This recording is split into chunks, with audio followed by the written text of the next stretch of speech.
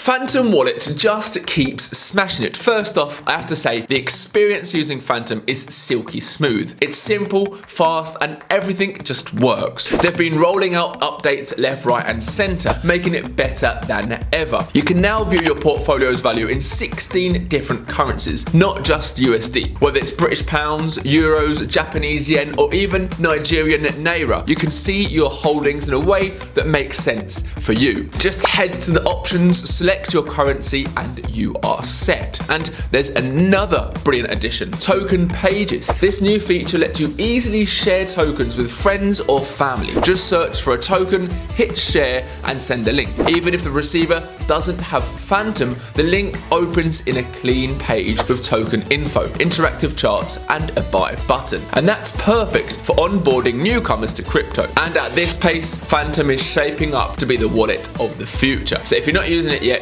check it out for yourselves. This is my research. Do your own, and for more things crypto, give me a follow.